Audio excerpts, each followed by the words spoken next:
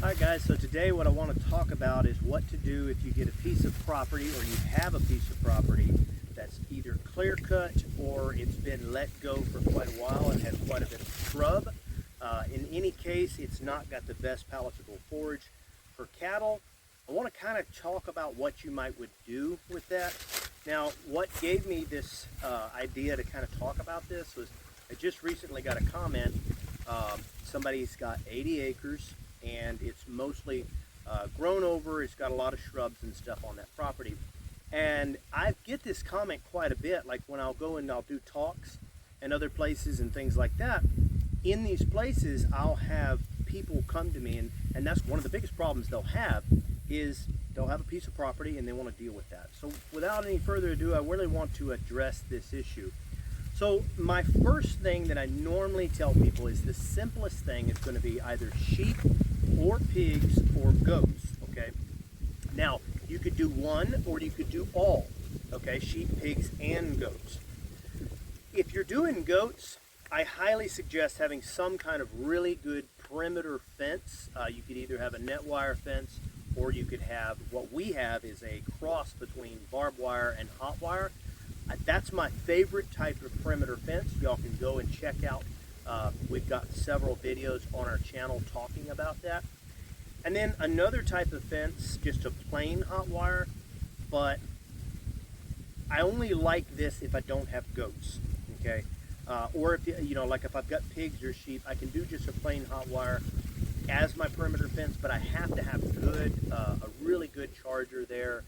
And so personally, I'm gonna wanna stick with either the net wire or that type of barbed wire hot wire mix. For our area, I think that's the best. So if you don't have that, maybe don't go with the goats, okay? So a sheep and pigs could be a really good option. So if you're doing pigs, I really like pigs with hot wire. They work really well together because once that pig gets trained to that hot wire, they just really don't get out. They might they might test it every now and then, but it's really just not that much of a problem. And if you don't want to start with that, or if maybe that doesn't work for your system, maybe like with this lady, she's running 80 acres, and that may not work really well in that system. So we also do, we have a really cool pig tractor, and we've got videos on our channel talking about that as well. That gives you the option. You don't have to worry about, you can even do it off grid because we have a big water tank we bring out there with the pigs. And you could buy like some stocker pigs, feeder pigs, and put them in that tractor, raise them for 6 months, and then be done. And you can really work your soil over that way and kind of work over a lot of the brush and weeds. And for us, I really like it. Now you could go with a smaller tractor that could be pulled with a four-wheeler or maybe even by hand. Our tractor is a little bit bigger. It's an 8 by 16, and you could even go bigger than that, and then you can pull it with a tractor. I like going bigger because with pigs, you really want something heavier and stronger. It's not like chickens where you can make a light tractor that's really easy to pull by hand. Even though you could do it by hand and you could build a small one that could be done by hand, I prefer a bigger one. And then once you go to tractor, you might as well have something that's big enough that you can support multiple pigs, especially if you got something like 80 acres, because you could raise quite a few pigs out there. For our part of the country, it's 20 pigs per acre that you could actually raise successfully. And you could do that model with, that's one thing that I like about not doing the electric necessarily and doing that model, is that you could do that model with chickens or anything else. You could throw chickens in there somewhere around the pigs, and you don't have to worry about the chickens flying in and eating the feed of the pigs or anything like that. Then you can also raise sheep, and I love sheep in a model like this. You're going to want something to protect them most likely, but that perimeter fence really helps a lot. We've had a really good luck with net wire or the perimeter fence, the barbed wire hot wire mix, if you do it the way I'm showing you. There's other people online, they do a barbed wire hot wire mix. I don't like it as well for predator protection.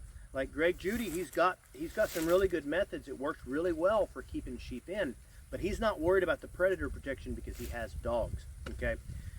his style doesn't work as well for predators as mine does, because I've had to keep my sheep safe from predators without dogs, okay?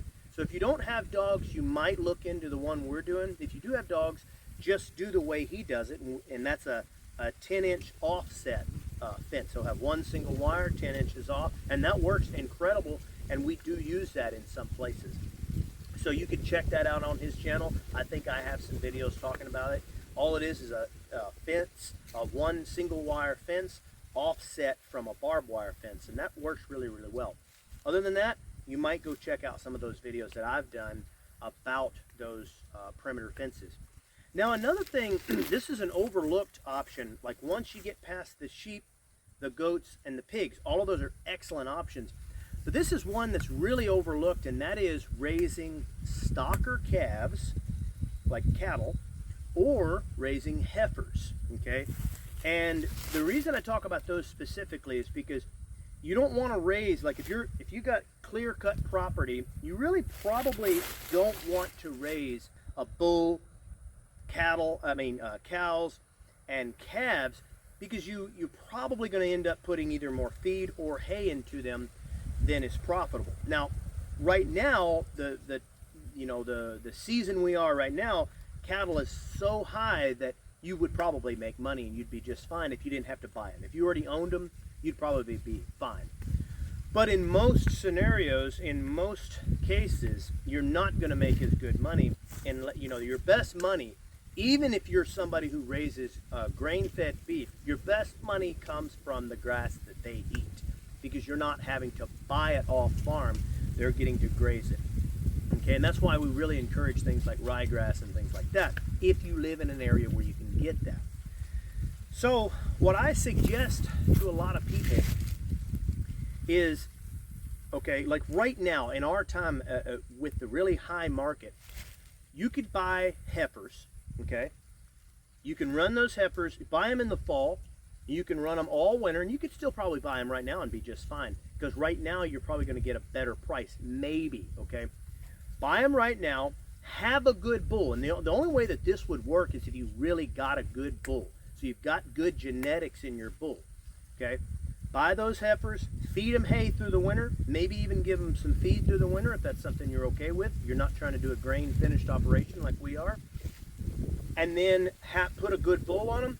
Plant ryegrass if you're somewhere that can support winter grasses.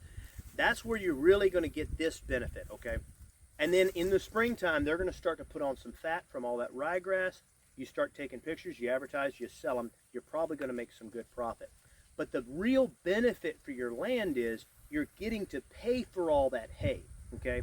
So even if you're getting to do it, like let's say you did a calf operation where instead of buying the heifers, and you would do calves if you didn't have a good bull, okay?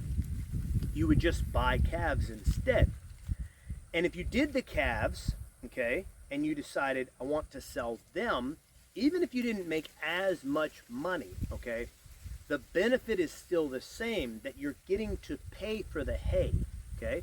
So you're getting to unroll all of this hay on your land, and that's something we've done up here. This is all clear cut, and we've been unrolling hay on it for quite a while, and we're starting to see a lot of benefit from that. Now, that doesn't mean that in the future you're not going to want to disc your land, smooth it out, make it easier to run a brush hog over. But what this is doing for you is it's paying for a really good carbon source, okay? But it's also making you some money and it's building clientele. Some people, all they want to do, like we run a cow-calf operation, okay? But some people, all they want to do is raise heifers or raise steers. That's a great market. There's nothing wrong with that. Buying those in and bringing them and selling them. Each market is different, and you're going to want to learn about that. So what I want to caution you with is if you go that route, don't think, well, the cattle prices are high right now, so that's a great idea, let me go do it. You can make some money if you know what you're doing, but you can also lose your butt on that one. So please, please, if you're going to buy some cattle right now, know what you're doing, okay? Understand the market and then dip your toe in. But if you're already raising cattle and you kind of know that market and you have a really good bull, then go in that heifer direction might be a really good option right now in our cool season, especially if you live here in the south where you can plant some of those other really good palatable grasses that's going to come on in the spring. But if not, then just focus on your sheep. Try to get a brush hog as soon as possible to where you can actually brush hog your land at least every couple of years and knock some of that stuff back. And really think about the pigs. Pigs are an excellent option, and it's an often overlooked option if you can maintain them right, because they're actually going to dig up the root of some of your more woody plants, whereas your sheep are eating the plant and they're making you money off of that plant. They're not necessarily digging it up and getting rid of it. If you get a pig in there, they dig that plant up, they push it out of the way. Then if you unroll a bale of hay, say maybe you're doing a little bit of both. Maybe you're doing your pigs and your cattle, okay? You run your pigs over there, then you unroll a bale of hay behind them with your cattle, and now all of a sudden, though, you've seeded that property in, and then those cows are going to come in and inoculate that seed. They're really pushing that seed down in that soil. The pigs have made the plate bare. They've made it completely bare, and they've allowed it to take that seed, so you're really getting a lot better take, especially with things like Bermuda, because a lot of Bermuda tends to do better sprigging, okay? So you would sprig your grass, and and then you would come back and disc it or something like that, and that helps things like Bermuda to grow quite a bit better. But when you do a pig, they've already kind of prepared that soil, and then you run a cow over top of it and they push it in. They're effectively sprigging your grass, and you're not having to pay somebody to do it, and you can just buy hay and basically get it sprigged for basically free, honestly paid for, because you've got both of those animals are making some income on your land. So I hope that answers questions. The reason I put the video out is because I get this question so much, and it is absolutely profitable. Definitely look into where you're going to make your profit. Are you going to make some profit off of these cattle? Do you understand the cattle market enough to go in and try that out? You might not want to do it in this risky time, okay? You can make a lot of money, but you could also lose your butt. Do you have somewhere to go with all the pigs? Are they just your own? Are you just going to raise them for yourself, or can you do something with that? If you don't have any other option, you really don't know where to go with sheep, because sheep are going to be something that you're going to be able to sell if you can sell them as a lamb, okay? You can find markets. We do not have enough lamb being raised in our country. So if you go with a hair sheep, you know, that's going to be a safer bet getting started. You just have to have some good means of protecting them. I have talked about raising sheep with cattle to help keep them safe, even if you just got one mama cow. We have done that in the past, and it has been successful. But that's in our area. I'm not saying it's going to work for you. So whatever you do, you've got to keep the sheep safe. All right, guys, I hope that this helps. Thank you all so much. Don't forget, like and subscribe. It helps our channel so much.